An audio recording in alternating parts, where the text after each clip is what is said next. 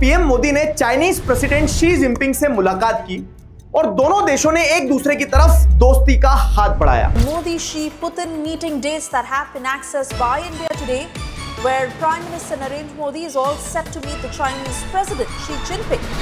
लेकिन इतिहास गवाह है, जब जब भी भारत और चाइना ने रिश्ते सुधारने की कोशिश की है, तब तब चाइना ने हमारे भरोसे का गला घोटा है और जंग छेड़ दी है। 1962 के इंडो चाइना वॉर में लगभग 1383 भारतीय जवान शहीद हुए, 3968 जवान चाइना के कब्जे में चले गए और करीब 1696 जवानों का पता ही नहीं चला। इसी तरह 2020 के गलवान वैली क्लैशेस में भी 20 भारतीय जवानों को अपनी जान गंवानी पड़ी। 20 Indian soldiers are martyred in these clashes, but this video shows Chinese soldiers confronting Indian soldiers.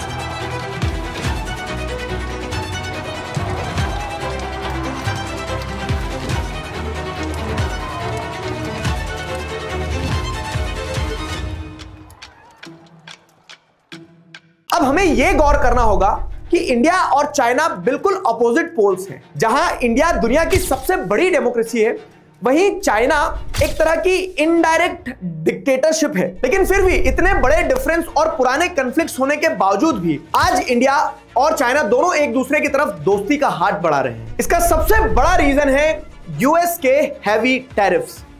In heavy tariffs ने दोनों पड़ोसी देशों को एक दूसरे के करीब ला दिया है। पर क्या यह बढ़ती करीबी हमारे लिए एक चिंता की बात है या फिर वर्ल्ड में एक नए वर्ल्ड ऑर्डर की शुरुआत? क्योंकि हम दोनों देशों की अलग बोलियां, अलग आइडियोलॉजी और इवन अलग सर्कमस्टेंसेस भी है।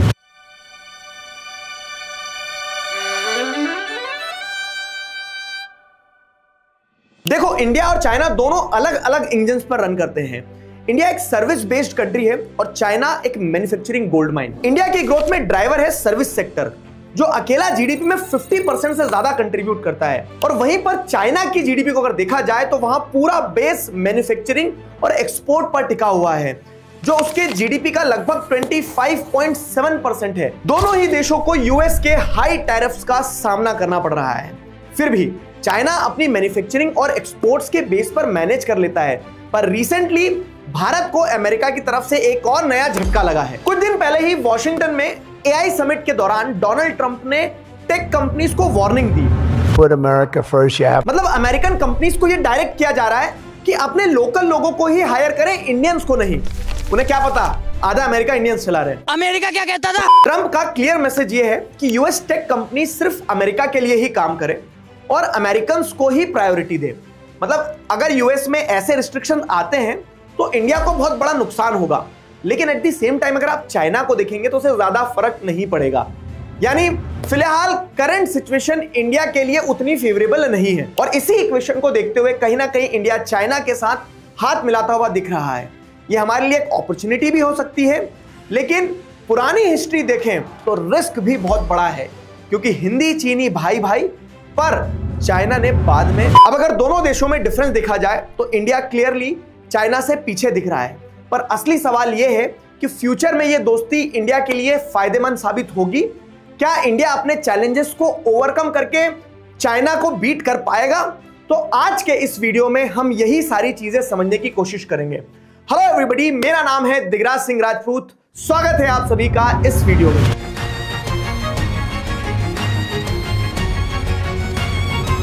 तो वीडियो स्टार्ट करते हैं उसके पहले अगर आपको हमारा काम पसंद आ रहा है और आप चाहते हैं कि इसी तरह के और वीडियोस हम आपके लिए लाएं, तो चैनल को सब्सक्राइब जरूर कीजिए और कमेंट्स में अपने ओपिनियन जरूर बताइएगा। आज हम देखेंगे कि दोनों देशों की करंट सिचुएशन क्या है और आगे आने वाले टाइम में दोनों ही देश में कौन बाजी मारेगा। हम फोकस करेंगे इकोनॉमिक बेस पे। हम ये देखेंगे कि जियोपॉलिटिक्स और मिलिट्री स्टैंड के हिसाब से दोनों देश कहां खड़े होते हैं, क्या हिस्टोरिकल कंटेक्स्ट है और फ्यूचर क्या हो सकता है। चलिए वीडियो शुरू करते हैं। देखो, कागज पर तो इंडिया घोड़े की रफ्तार से दौड़ रहा है। इंटरनेशनल मॉनेटरी फंड IMF के हिसाब से अगर देखा जाए तो 2030 तक इंडिया की जीडीपी 6.8 ट्रिलियन तक पहुंच सकती है। एस्टिमेट है कि 2026 और 27 में इंडिया की growth rate US, China, Japan और यूके जैसे बड़े बड़े इकोनॉमी से भी ज्यादा हो सकती है। वहीं चाइना की इकोनॉमी आज 2025 में ही लगभग 19 ट्रिलियन तक पहुंच चुकी है। और अगर एक्सपोर्ट्स की बात करें तो चाइना दुनिया का नंबर 1 एक्सपोर्टर है। मीनवाइल हमारा मैन्युफैक्चरिंग सेक्टर उतना स्ट्रांग नहीं है। इसका अगर कंट्रीब्यूशन देखा जाए हमारी जीडीपी में तो सिर्फ 13 से 14% के बीच में है। यानी अभी के सिनेरियो के हिसाब से इंडिया को एक स्ट्रांग पार्टनरशिप की जरूरत है जो उसको आगे ले जाए और ग्रोथ एक्सेलरेट कर सके। अब at the same time India और चाइना दोनों ही ऐसे देश हैं जो एनवायरमेंटल चैलेंजेस से स्ट्रगल कर रहे हैं, पर दोनों की तैयारियां अलग अलग हैं। दिल्ली और पंजाब अभी भी फिलहाल बाढ़ की चपेट में है। इकोनॉमिक सर्वे 2024-25 के हिसाब से क्लाइमेट चेंज के इंपैक्ट के मामले में इंडिया दुनिया का 7th मोस्ट वल्नरेबल कंट्री है। पर प्रॉब्लम यह है कि यहां अडेप्ट करने और नए सॉल्यूशंस लाने के लिए इंडिया के पास लिमिटेड रिसोर्सेज हैं। दूसरी तरफ चाइना में अभी भी चुइंगयोंग ग्वांगडोंग प्रोविंस में फ्लैश फ्लड ने तबाही मचाई हुई है, पर चाइना के पास स्ट्रॉन्ग सॉल्यूशंस है और ऐसी स्ट्रेटेजीज है जो इस प्रॉब्लम का सामना करने में उन्हें हेल्प करती है। चाइना ने बड़े लेवल पर फ्लड मैनेजमेंट प्रोजेक्ट शुरू किए हैं। उनका एक खास इनिशिएटिव है स्पॉन्ज सिटी प्रोग्राम SCP। ये एक नया कॉन्सेप्ट है जो अर्बन फ्लड्स को टैकल करता है। इसमें रेन वाटर को कलेक्ट करके क्लीन और स्टोर करके फिर उसे रीयूज किया जाता है और सिटीज को ज्यादा वाटर एब्जॉर्बेंट बनाया जाता है। आज के टाइम पर शंघाई, बीजिंग और वुहान जैसे 30 से ज्यादा शहरों को स्पॉन्ज सिटीज डिक्लेयर किया गया है, जिससे उनकी फ्लडिंग के अगेंस्ट रेजिस्टेंस काफी स्ट्रांग हो गई है। लेकिन इंडिया में सिचुएशन बिल्कुल उलट है। यहाँ तेज अर्बनाइजेशन के चक्कर में नेचुरल पॉन्ड्स और लेक्स धीरे धीरे खत्म होते जा रहे हैं। ड्रेनेज सिस्टम की सही देखभाल नहीं होती है। फ्लड प्लेन्स और वेटलैंड्स पर लोग घर और बिल्डिंग्स खड़े कर लेते हैं और इन सभी प्रॉब्लम के मिलने से ऐसी कंडीशन बन जाती है कि थोड़ी सी भी तेज बारिश हो तो सिटीज तुरंत फ्लड हो जाती है। अब इंफ्रास्ट्रक्चर वाइज अगर देखा जाए तो चाइना काफी डेवलप्ड है। उसके पास चीजें हमारे कंपैरिजन में बहुत बेटर हैं। चाइना में इंफ्रास्ट्रक्चर बनाने के लिए बहुत एडवांस टेक्नोलॉजी यूज होती है। बहरहाल इंडिया भी अपने इंफ्रास्ट्रक्चर को फास्ट इंप्रूव कर रहा है, जैसे नए expressways, high speed rail projects, metro networks का एक्सपेंशन और स्मार्ट सिटी मिशन, ये कुछ इनिशिएटिव्स हैं। लेकिन मान लो अगर आज हम बहुत फास्ट इंप्रूव करके 5 साल के अंदर अंदर चाइना तक पहुंच भी गए, तब उस वक्त चाइना हमसे और 5 साल आगे होगा। वो वहां रुका नहीं रहेगा, क्योंकि अभी ही चाइना के अर्बनाइजेशन रेट 70% के आसपास है और 400 से ज्यादा सिटीज में स्मार्ट ट्रैफिक, एनर्जी और पब्लिक सेफ्टी ग्रिड्स लग रहे हैं। चाइना का प्लान है कि 2030 तक अपना high speed rail network 60,000 kilometre तक बढ़ाया जा सके। साथ ही साथ China Shanghai Chongqing चेंगडुंग rail project जैसे मेगा प्लान्स पर काम कर रहा है। ये प्रोजेक्ट कई बड़े सिटीज को जोड़ते हैं, जिससे नए स्टेशंस, हाईवेज और लॉजिस्टिक्स में और भी ज्यादा इन्वेस्टमेंट हो रहे हैं। पर आज इंडिया के पास एक बड़ी अपॉर्चुनिटी है कि दोस्ती के थ्रू वो अपने इंफ्रास्ट्रक्चर में बड़ा चेंज ला सके। अगर इंडिया चाइना के मेजर प्रोजेक्ट्स जैसे आइडियाज फॉलो करे, जहां फिजिकल वर्क के साथ साथ डिजिटल फंक्शंस भी जोड़े जा सकते हैं, जैसे सेंसर प्लेटफॉर्म्स, 5G और क्लाउड कनेक्टिविटी, तो इंडिया भी अपने डेवलपमेंट को नेक्स्ट लेवल तक ले जा सकता है। लेकिन फिर भी इंफ्रास्ट्रक्चर चाहे कितना ही फास्ट डेवलप हो रहा हो, एक स्ट्रॉन्ग जॉब मार्केट बनने में अभी काफी टाइम लग जाएगा। इसलिए अगर इंडियन यूथ अभी से अपने रिसोर्सेज यूज करके छोटे बिजनेसेस या स्टार्टअप स्टार्ट करते हैं, तो इस ग्रोथ को डायरेक्ट पुश मिल सकता है। पर बिजनेस रन करना इतना आसान नहीं होता है। सबसे बड़ा हेडेक होता है एक्सपेंसेस मैनेज करना। कभी कभी रिसिप्ट्स खो जाते हैं, अप्रूवल्स डिले हो जाते हैं और अकाउंटिंग में डबल काम करना पड़ता है। यही वजह है कि बहुत से बिजनेसेस ग्रो नहीं कर पाते। तो यहाँ डिजिटल टूल्स हमारी बहुत हेल्प कर सकते हैं, जैसे ओडू एक्सपेंस ऐप। यहाँ आप और आपकी टीम डायरेक्टली मोबाइल या डेस्कटॉप या ईमेल से एक्सपेंसेस सबमिट कर सकते हो, चाहे वो ट्रैवल हो या ऑफिस के खर्चे।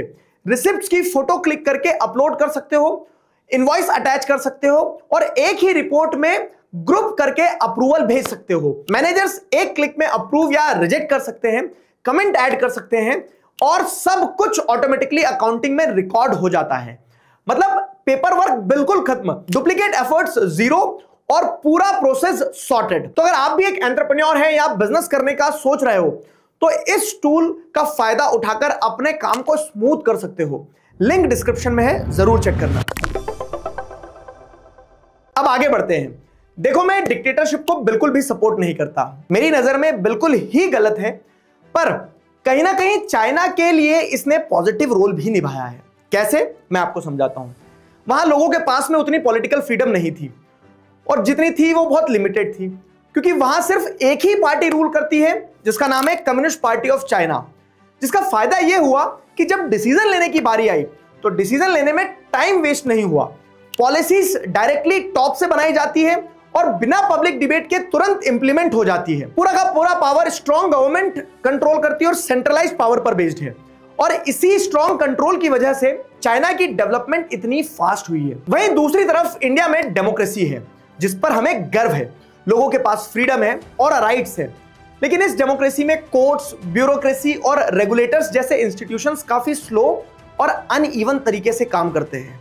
अगर हमें चाइना से कंपीट करना है तो हमें अपने कोर्ट्स को फास्ट बनाना होगा, पेपर वर्क और रेड टैप को कम करना होगा और करप्शन पर भी कंट्रोल लगाना होगा। अगर आगे बात करें तो इंडिया और चाइना की दोस्ती का इंपैक्ट इंडिया की यूथ पॉपुलेशन पर पड़ेगा। अभी इंडिया के पास एक बहुत बड़ा वर्किंग पॉपुलेशन है, जो हमारा सबसे बड़ा स्ट्रेंथ है, लेकिन प्रॉब्लम यह है कि अनएम्प्लॉयमेंट बहुत हाई है। यहां स्टूडेंट्स पढ़ाई तो कर रहे हैं, डिग्रीज भी ले रहे हैं, लेकिन उन्हें प्रॉपर जॉब्स नहीं मिल पा रही है। इसका सबसे बड़ा रीजन यह है कि आज भी इंडिया का एजुकेशन सिस्टम ज्यादातर रट्टा मारने वाली पढ़ाई पर बेस्ड है। रिसर्च और स्किल डेवलपमेंट पर अभी भी बहुत कम फोकस है। इसी वजह से स्टूडेंट्स के पास रियल वर्ल्ड की स्किल्स कम रह जाती है।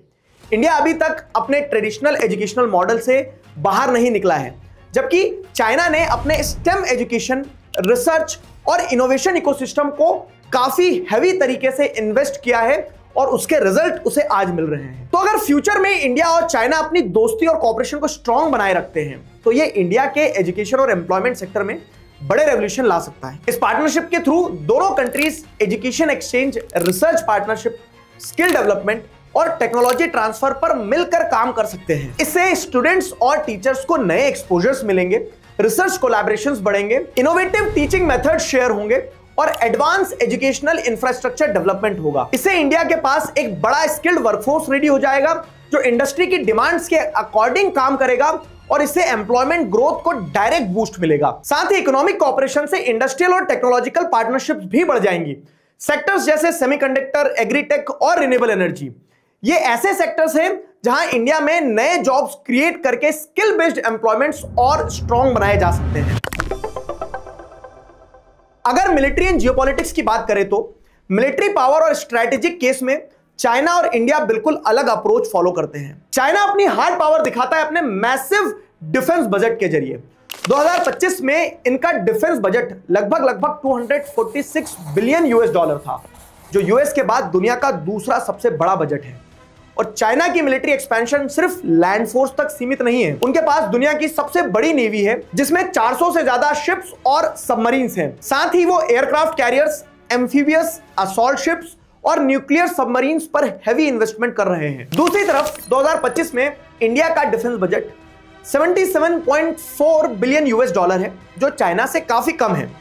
फिर भी इंडिया ने अपनी स्ट्रेंथ बढ़ाने के लिए एडवांस मिसाइल सिस्टम जैसे ब्रह्मोस, फाइटर जेट्स जैसे राफेल और हाई एल्टीट्यूड वॉरफेयर यूनिट्स को स्ट्रॉन्ग बनाया है। इसके अलावा इंडिया ने क्वाड नेशंस, जिसमें यूएस, जापान और ऑस्ट्रेलिया है, उनके साथ अपने डिफेंस टाइज और भी स्ट्रॉन्ग किए हैं, ताकि अगर फ्यूचर में चाइना के साथ दोस्ती उतनी गहरी ना रहे, जो कि पास्ट एक्सपीरियंस से हमने सीखा है, तो मैरीटाइम सिक्योरिटी में चाइना के इन्फ्लुएंस को काउंटर किया जा सके। तो देखो, कंक्लूजन यही निकलता है कि इंडिया के पास सब कुछ है, टैलेंट भी है, बड़ा मार्केट भी है, ग्रोथ का पोटेंशियल भी है। बस चैलेंज यही है कि सब चीजों को और बेटर बनाने की जरूरत है। अगर इंडिया चाइना से एक लंबे समय तक हेल्दी रिलेशनशिप्स मेंटेन कर लेता है तो इंडिया के पास भी एक मौका होगा अपने आप को एक रियल पावर में बदलने का, जो कि चाइना को काउंटर कर सके। तो अब बात कर लेते हैं कि आखिर इंडिया को शुरुआत कहां से करना होगी। सबसे पहले हमें अपना फोकस इंफ्रास्ट्रक्चर को जल्द से जल्द अपग्रेड करने पर रखना होगा। दूसरा, हमें एक मैसिव स्किलिंग ड्राइव की जरूरत है। हमें अपने स्टूडेंट्स को एआई, स्टेम और वोकेशनल ट्रेनिंग देनी होगी। तीसरा, यहां पर रिसर्च एंड डेवलपमेंट बूस्ट करना बहुत जरूरी है। अभी इंडिया का GERD यानी कि gross expenditure on research and development GDP का सिर्फ 0.6 to 0.7% है, जो क्लियरली दिखाता है कि हम रिसर्च में काफी पीछे हैं। अगर इंडिया को चाइना से आगे निकलना है तो हमें भी पब्लिक और प्राइवेट दोनों ही सेक्टर्स में रिसर्च एंड डेवलपमेंट की फंडिंग बढ़ानी होगी। साथ ही साथ यूनिवर्सिटीज में रिफॉर्म लाने होंगे, ताकि हम सिर्फ सर्विस तक लिमिटेड ना रहें, बल्कि प्रोडक्ट इनोवेशंस को भी लीड कर सके और चाइना की तरह मैन्युफैक्चरिंग को स्ट्रांग बना सके। और चौथा स्टेप है क्लाइमेट रेजिलिएंट प्लानिंग। इंडिया को अपनी ग्रोथ को सस्टेनेबल बनाने के लिए स्मार्ट सिटीज और CDRI collision for disaster resilient infrastructure जैसे फ्रेमवर्क्स को हर सिटी और पोर्ट प्लानिंग में इंक्लूड करना होगा। तो सिंपल शब्दों में अगर मैं ये कहूं कि आज के टाइम में चाइना लीड कर रहा है, लेकिन फ्यूचर में जीत इंडिया की हो सकती है।